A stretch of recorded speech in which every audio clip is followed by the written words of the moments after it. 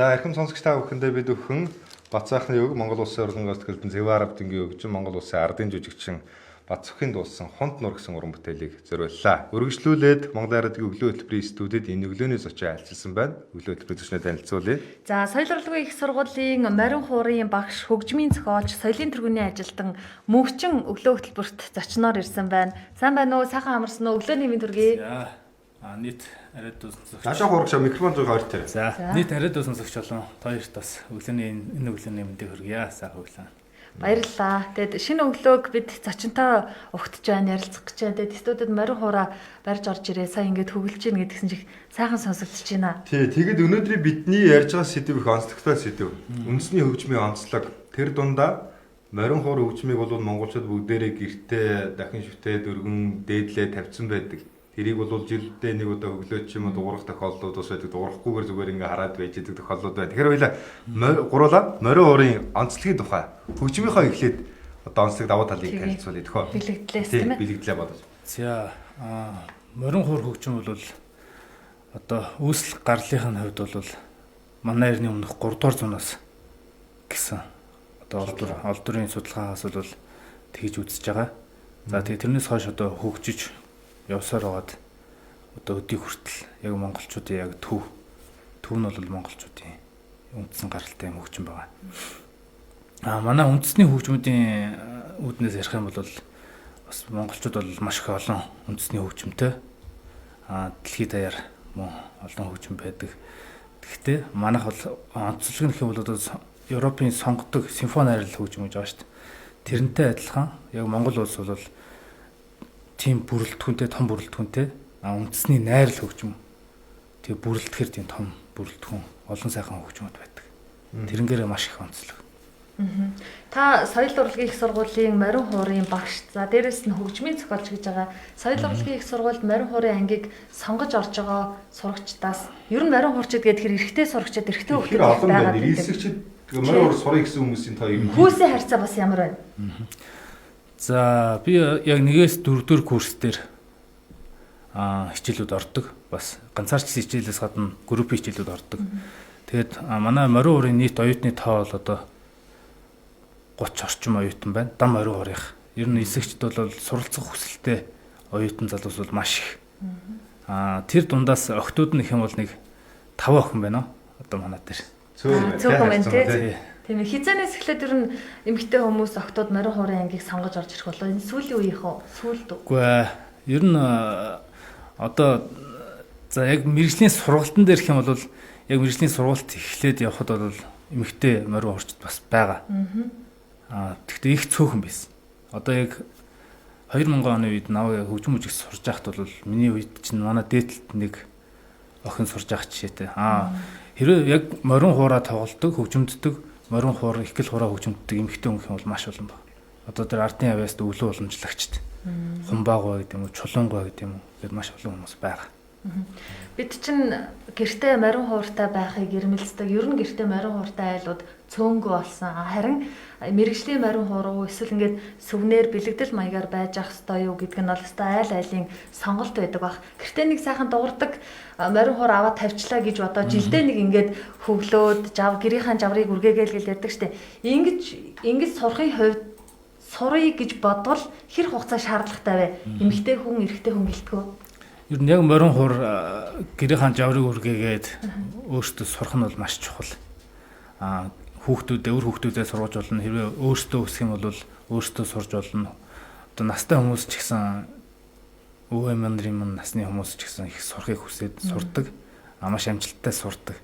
Хамгийн гол нь сурыг гэсэн л чин хүсэл байвал маш богино хугацаанд. Хамгийн доотлол нь гэх юм бол яг системтэй сургалтаар заагаад явхад за ардын дуу нэг 2-3 ардын дуу жижиг ардын дуу хөгжмөдөө сурчхад нэг сар гарны дотор хангалттай сурна. Ямар гоё юм тийм ээ. Нэг сар гараа хичээгээд 2-3 ардын дуу сураад Марин хуураа тоглодог болчихно гэдэг бас монгол хүний бахархал шүү. Тий. За Монгол радиогийн өглөө хөтөлбөрийн цаг хугацааг хурдан өнгөрдөг. Тэгээд өнөөдөр бас манай Монгол радиогийн өглөө хөтөлбөрийн студид хүрэлцэн ирсэн айц зохиогч Монгол Улсын соёлын тэргүүний ажилтан мөнхчнгөөс бид бүхний өсөж байгаа зүйл бол Монгол төрийн бэлэгдэл хан хураа их шиг яг одоо Монгол радиогийн студид бас их шиглүүлж өгөөч гэж би хүсэж байна. За Энэ хуурын бас нэг онцлог байна. Одоо чинь Ямар хуур өөрийн чинь хуур бол их тийм өрмөц харж байгаагүй бас хуур харагдаж шүү дээ. Монгол төрийнхөө соён бийг дээрээ залтсан байна тий. Могоон арьсан Могоо арьсан. Уламжлалт морин хуур бол ширэн цартай байдаг. 1965 оноос Денис Яровой гэж Итали одоо нэрт урлаач Монголд ирээд тэгээ бууран гойтой хамтраад анх удаа модон цартай болсон морин хуур. Тэгээд тэрнээс хойш модон цартайгаа явж байгаад нөгөө нэг ширэн цартай хуур маань яагаад тэгж жоохон одоо хоцрох болсон бэ гэхээр цагуурын нөхцөл шилтгаалаад жоохон хоцрох болсон. Тэгээ одоо бол манай урлаачд бол бүгдээрээ маш сайн боловсруулад маш сайн өндөр технологиор ширэн цартай хуур хийж байгаа. Миний энэ могоо арьсан цартай хуур болохоор тусгаалan захиалж төрийн хаан хуур урлаач Улаанбаяр мастраар хийлгсэн ийм сайхан хөгжим байгаа. За ийм сайхан хуур Монголын радиогистүүдэд яг одоо ашиглах нэ. За монголчуудад зориулаад, Монголын ард түмэнд зориулаад, өглөө төмрийн хамт олон зориулаад ямар ая тагж өгч байна? За би сайхан хуурын татлага хөгжимтэй гэж бодож байна. Одоо утгагүй бас татлагын номоо энэ бүтэнсээ өдөр нээлттэй хийх гэж байгаа. Татлагын номныхаа нээлтийг хийх гэж байгаа. Соёл урлагийн сургуулийн багш Бом Эрдэнэ багштай хамтдаа энэ ном гаргаж байгаа. Тэгээд тэр номонд орж байгаа татлагаасаа сайхан хөгжимтж өгье. Ямар татвууд орж байгаа бас жоохон тодруулчих да. Жишээлбэл байнга ингээд бүхэл арга хэмжээнүүд дээр хамгийн дөрөнд юу гардаг вэ гэхээр морин хуур тоглох. Уртын дуу байдаг. Тэгээд байнга тоглодог үүлэн борморч юм бид нэрээс зарим нэгэн айзуудыг бас мэддэг болсон байна шүү дээ. Тэгвэл тэр за одоо жоохон мартагдж байгаа татлагуудын өвтөр бас сэргээх гэж хичээсэн. За. Зарим хөгжимчд нь хөгжимдж байгаа мөртлөө одоо 100 хөгжимчин дотроос нэг хүү морин хуурч тэр татлагын хөгжимдж байгаа ч дээ. Одоо Сааралгай гэж Зүүн аймгийн Сүхбаатарын алдартай Сохор Саарал гэж мундаг хуурч байсан. Тэр Сааралгайн 3 татлагыг. За тэгээд жонон гэж л одоо бид нар яриаддаг те жонон хар гэж яриад байдаг. Хаана ямар жонон хар яаж хөгжимдөгдөд байгаа, яаж уламжлагдж ирсэн. Говийн жонон гэхээр одоо бүгдээрээ л говийн жонон болох гээд жонон харын явдал гэхээр төв алхахын болох гээд бүгд л төв алхах болох гээд юм уу гэд. Энэ ялгааг нь гаргаж өгсөн. Одоо өмнө говийн гэхэд л тэр шархуугаан жонон 68 онд л тэр Батчаргал гэдэг хүн өвлж авч үлдсэн баг. Тэгэхэд л одоо нэргүүн жонон гэд дунд говийн, дорж палмын жонон. Бас дунд говийн. За тэгээ их арднаагван жонон, эсгэрээ жонон ч гэдэг юм. Бүгднгийн нотлоод бичлэгийг хийлгээд ингээс сэргээж байгаагаараа маш их онцлогтой. Тэгээ би өнөөдөр тийм байна. Тэр жононгууд дотроос нэг жононыг нь бас за тэгж үзүүлье.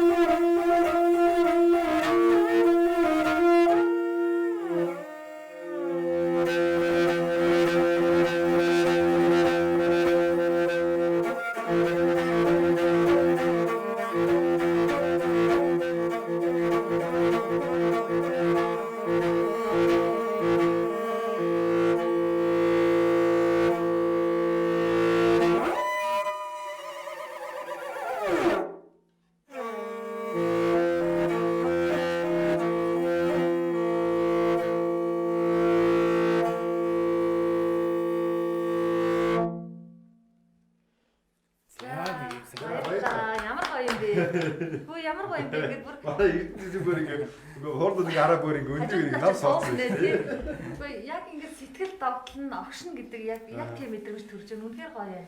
Үгүй шинэ намныхаа нээлтийн тухай бас яриач. Магадгүй саяны ингээ сонссон энэ жонгийн аялзыг тоглоё, сурыг мэдий гэх юм бол яаж мэдэх боломжтой. Хизээ яг намын нээлт хийх гэж байгаа. Тэрэн дээр жишээлбэл ингээ нөгөө нэг арга барилын ч юм уу нотыг бичсэн байгаа юу те хуурдах тэр анхны шатны сургалтыг одоо тэндээс уншиж болох уу гэдэг асуулт. Ном авахд гарын авалгаа болоод өөрөө сурах боломжтой юу гэж байна. Одоо энэ номд болохоор 23 татлаг 11 ардын авьяастан өлөө уламжлагч алдар цолтой манай морин урчт их л хурчтын маань татлагууд багтсан байгаа. За энэ татлагуудыг болохоор бүгдэн энэ сэргээж байгаа гэдэг утга нь одоо бид нар бол татлаган дээр бол нот гэж зүйлийг бол маш их ховор гэдэг. Тэгэхээр энийг нь яг мэрэгжлийн энэ нотны систем дээр оруулаад аль болохоор хүмүүст ойлгомжтойгоор хөгжимчтэй ойлгомжтойгоор нотлоод хаана ямар өнгө дуурах ёстой тэр эсгэрж байгаа, сийгж байгаа газар нь хаана гэдгийг бүгднийг тэмдэглэж өгөөд, цохилгуудын бүгднийг тэмдэглэж өгөөд нотон дээр болгоцсон. Бас нэг давуу тал нь давхар CD-тэй гарч байгаа. Тэгээд тэр сонсоод сонсож болно гэсэн үг. Тэгэхээр тэр ноотоо хараад хажууд нь сонсоод тэгээд тэр татлагаа яг л бодтоор одоо үйлж авч байгаа гэсэн. 21-ний өдөр. 21-ний өдөр тий. Надад бас нэг асуулт байна. Одоо гэртээ морин хуур сонгож авах гэж байгаа айл гэрийн эзэгтэй одоо хүмүүс их байгаа шүү дээ. Тэгэхээр би эрэгтэйчүүдээ сонгож байгаа. Би яхаа нөгөө эзэгтэй гэдэг утгаараа төлөө бас асуучж байгаа юм. Яаж сонгож авах вэ? Чинь та одоо морин хуураа барьж байгаа ингээд тайлбарлавал тэгээ зүгээр нэг юм үзмэр сүвнэр байдалтай биш. Жилдээ 1-2 удаа ингээ гаргаа сайхан гэрийнхэн жаврыг үргээхэд яаж сонгох вэ? Юу энэ дээр анхаарах хэрэгтэй? Бид нар ер нь өдөр тутмын амьдрал дээр чанаргүй хоол иддгүү тий. Тэрнтэй адилхан эн чинь бас бидний амьдралын нэгэн салшгүй хэсэг учраас үнэтэй одоо чанартайгаас нь л авах хэрэгтэй. Хамгийн түрүүний түрүүнд. Яагаад гэж байгаа гэхээр яг сайн хөгжим болвол бүтэн жил хадгална уу, 2 жил хадгална уу, 5 хоног байна уу? Эргээд барихад л ерөөсөө тэр чанараа алдаагүй байж идэг. Тэгэхээр мэрэгжлийн хөгжимчин ирээд юм уу та нар өөрсдөө дараа нь яг морин хураас сурахад тэр хөгжим дээрээ л сурна. Гаднаас мэрэгжлийн хүн ирэхэд танаа хуурыг чинь барьж аваад жаврыг чинь яг та өөрсдийнх нь хураар нь тэр айл гэрийн жаврыг үргээгээд өгнө гэсэн. Тэгэд ер нь мэрэгжлийн дэлгүүрээс очоод одоо манайхны ярьдгаар бол стандарт хуур гэж үүдэг. Энгийн хуур. Тэр энгийн хуурыг авахд л одоо мэрэгжлийн хүн биш тийм ээ айл гэрт бол тохиромжтой. Бүр одоо үнэтэй хурнууд л одоо манай мэрэгжлийн бол үнэтэй хурнууд авдаг. Тэгэхээр айл гэрт бол стандарт хурыг авахд бол тохиромжтой.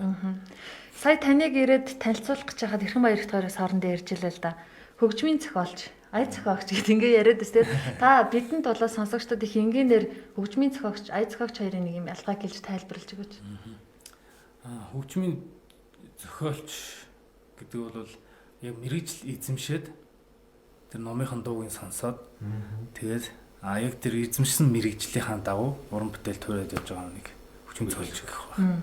Ая зохиогч гэдэг бол авьяас нь ундраад тэр авьяасаа гаргаж байгаа хүнийг тэгж нэрлэж болох юм. Та бол хөгжмийн зохиолч гэж явж байгаа тийм ээ. Өөрийнхөө та зохиосон аялгуунаас хуурдах боломжтой юм арай хорон дээр одоо болно. Тэг ингээ бушуухан амжуулахгүй бидний цаг их хурдан яваад байгаа болоо. Би сая 2020 онд Солонгос улсад их 2 дахь магистрийн зэрэгээ хамгаалаад ирсэн хөгжмийн зохиолч удирдаач гэсэн мэргэжлэр. Тэгээд одоо 21-нд нэг хүүхд гişирлээгээд манай нэг шавийн ивент одоо морин хуур сонирхогч зориулсан ивент л болж байгаа. Тэр ивент дээр хөгжмөдөх өөрийнхөө зохиосон Сэтэр талиун гэдэг бүтээлээс хэсгээс нь хөгжимч зүйлээ.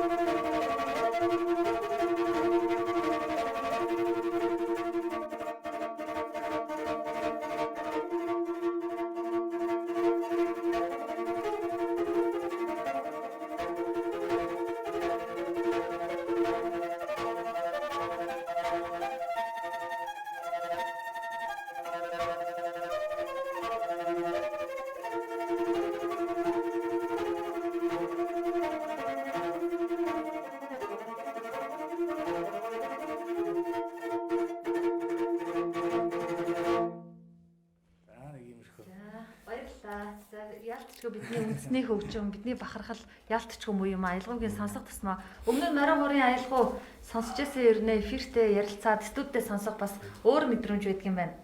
Тэгэд өнөөдрийнхөө сэдвийг хэдүүлээ бас эргээ сааны үндэсний хөгжмийн онцлог бүхэл одоо уран бүтээл дээр Марин хуур тэгээ үндэсний хөгжим дуурайд ирэхээр Монгол хүнд их тийм дотн эвгүй тийм сайхан санагддаг. Тэгээ уран бүтээлчид өөрсдөө яадаг вэ гэхээр мэдээж энэ дээр гой хуур оруулъя, энэ дээр ятг оруулъя, энэ дээр шанз оруулъя ч гэдэг юм ингээд нэрлдэг шүү дээ. Тэгэхээр үндэсний хөгжмийн онцлог гэдэг бол Монгол хүнд их тийм чихэн сонсогчтой давтал их байна гэж ойлгож байна. Ер нь бол яг үндэсний өв соёл бол одоо Монгол хүмүүсийн соёлын тусгаар тогтнолын дархлаа гэж би бас боддог. Үндэснийхээ урлаг гэдэг бол Бидний ярилцлагыг сонсож байгаа сонсогчид түрүүн 11:30-тай 22 дугаарт залгаад байсан. Тэг үзэл бодлын сонсож чадаагүй. Студид сууж байгаа бидний одоо довтлж байгаа мэдрэмж бас нэг өөр байна. Сонсогчд маань ямар сонсогдож байгаа бол одоо цаг их бага байгаа ч гэсэн та 11:30-тай 22 дугаарт залгаад үзэл бодлоо илэрхийлэх боломж олгоё. Ер нь нэг сонсогч авч амжих бах. Өнөөдрийн зочин соёл урлагийн их сургуулийн Марин хуурын багш хөгжмийн зохиолч, соёлын тэргүүний ажилтан мөнхчөнтэй бид ярилцаж байна. За үндэсний хөгжмийн онцлог, за Марин хуурыг яаж сонгож авах тухай гэдэг ингээ Марин хууртай холбоотой сайхан сэдвээр яриа өрнүүлж байна. Сонсогч аваа. За тийм. Байна уу? Өөдөө баярлалаа хүүхдүүдээ ямар гоё нөтрүүлэг болчихоо. Бараг өглөө болгон Марин хуурын дуугаа сонсч ямаар л баярлалаа хүүхдүүдээ. Хөгжмийн зохиолч хүүд ажлын амжилт, эрүүл энх сайн сайхныг хүсье. Өстой гоё нэвтрүүлэг боллоо минийхөө. За баярлалаа. Баярлалаа. За Монгол хүн өөрийнхөө үндэсний хөгжим тэр дундаа Марин хуурыг сонсоод энэ өглөө эхэлж ийн гэдэг бол би их тийм хямрал Чи бас нэг юм бахархалтай яриад байна уу? аз жаргалтай байх байна гэдэг тийм мэдрэмжийг би өөртөө авч тэгээ сонсогчд бас ялгаа авч байгаа гэж бодож байна. Өнөөдөр бас хүн бүхэнд бас амжилтыг хүсье өрөөгөөд бас бидэнд өнөөдөр зочноор өргөдөж ярилцсан мөнгөчөнд маш их баярлалаа. Тэгээ дараагийн сонсогч авч нэг сонсогч авч байж Харин тийхүү за тэгээ. дараагийн сонсогчийн сэтгэлийг сонсъё. Байна уу? За сайхан амарсан өглөөний мэнд төргий. Сайхан муудын гараад яа. Тийм байна. Та шууд нэвтрүүлэгт холбогдсон. За баярлалаа тий. Би сонсч байна да үнэхээр сайхан байна. Үнэхээр омогчмоор байна.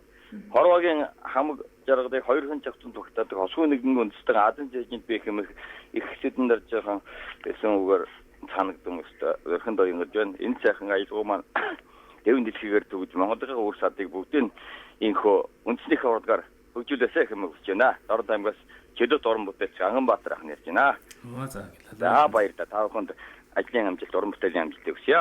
За маш их баярлалаа. Саяны дуудлагыг авсан их зүвдэжээ тий. За баярлалаа. Тэгээд За, өнөөдөр бас нэрээ энэ цаг хугацаанд энэ мөчүүд бид нэр 25 минутын хугацаанд ярилцаад маш хурдан байлаа. Тэгээд үндэсний хөгжмийн одоо тэр тоглох хайзыг сонсоод битээр чигс ялгаахгүй ираад ингээд хараад бүр өндийгээд их тийм сайхан байна. Тэгээд энэ өглөөг бидэнд ихлүүлсэн сонсогчтой хандаад юу ч хэлэх вэ? За миний хувьд бол бас өглөө 6 цагаас хаваад яриадаг бас сонсох дуртай. За. Тэгээд 6 цагаас яг яриад яваад эхэлж байгаад 6 цаг 10 хэдэн минутаас нь 15 минутаас үндэсний яг уртын дуу явдаг. Дараа нь жоох явж байгаад богино дуу эсвэл хөгжимчдийн хөгжимдсэн үндэсний тийм бүтээлүүд артын дуунууд тэгшгэлдэг те. Тэгэхээр бас арт түмнэж гисэн энэ сайхан артынхаа дуу, уртын дуу, богино дуу, үндэсний хөгжмийнхаа сайхан хөгжмөж байгаа алдар гавьтнуудын бүтээлүүдийг байнга сонсгороо. Тэгээд бидний одоо нөгөө нэг стрессээ тайлна гэж ярьдаг те. Тэр гол зүйлүүдийн маань нэг учраас нэрийн гол дархлаа учраас байнга сонсож байгаарай. Тэгээд та хэд бас нэвтрүүлэгтээ урьж оруулсанд баярлалаа. За баярлалаа. Маш их баярлалаа. Өнөөдрийн зочноор сонсогчдоо соёл урлагийн их сургуулийн Марин хуурын багш хөгжмийн зохиолч, соёлын тэргүүний ажилтан мөнхчөнтэй бид ярилцлаа. Тэгээ Марин хуурын ихшгэ студидтэй сонсоод шууд ярилцсан. Та бидний өнөөдрийн ажил үйлс бүтэмжтэй байх нь дамжиггүй гэж бодож байна.